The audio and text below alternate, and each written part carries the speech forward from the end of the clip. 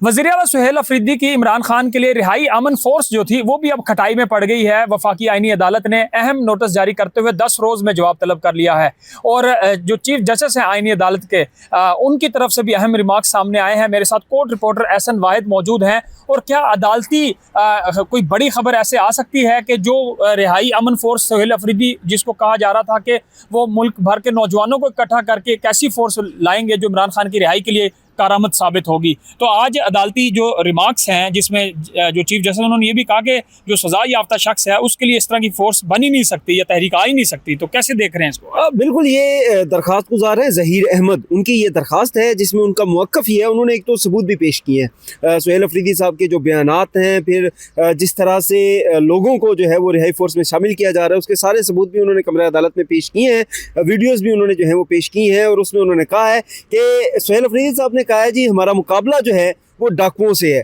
तो ये उन्होंने ओवरऑल जो है वो थ्रेट किया है उन्होंने रियासत को।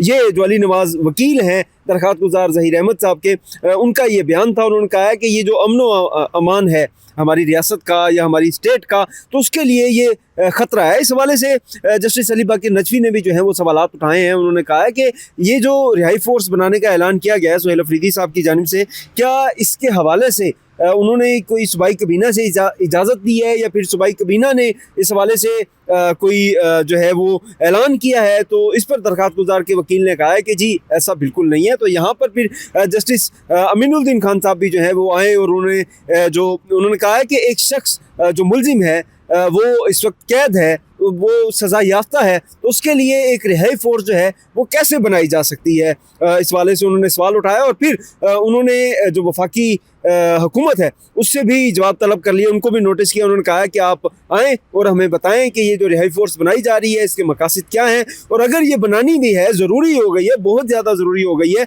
तो फिर इसकी चीज़ें जो हैं आप सारी देखें, इनको जो है रेगुलेट करें इन सारे मामलात को। और दूसरी तरफ जो है सुहेल अफरीदी साहब, उनको भी नोटिस किया गया है, उनसे भी जो है वो 10 दिन में जो है वो जवाब तलब कर लिया गया है कि आप वफाकी आईनी अदालत यानी पाकिस्तान की सबसे बड़ी अदालत है, इसको आकर बताएं कि आप ये जो रिहाई फोर्स बना रहे हैं इसका मकसद क्या है, इससे अमन व अमान को जो है वो कैसे खतरा नहीं होगा। ये सारे जो है वो सवालात किए गए हैं। तो अब देखते हैं कि फिर वफाकी आईनी अदालत जो है जब सुहेल अफरीदी साहब का जवाब आएगा वो जवाब क्या आएगा ये भी देखना होगा, और फिर वफाकी आईनी अदालत उसके बाद क्या फैसला करती है ये भी देखना होगा। तो ये थी सारी अदालती कार्रवाई जो एहसन ने हमें बताई है। और इससे पहले भी तहरीक इंसाफ के कारकुन खुद इस रिहाई अमन फोर्स के ऊपर तनकीद कर रहे थे कि हर बार तहरीक इंसाफ की जो मरकजी लीडरशिप है वो नई कोई ऐसी एक बात कर देते हैं जिसके कारकुन जो वो समझते हैं कि एक ट्रक की बत्ती के पीछे लगाने वाली बात है। तो जिसको रमज़ान से पहले कहा गया था कि रमज़ान की वजह से गैप ले रहे हैं और ईद के बाद रिहाई अमन फोर्स शुरू होगी।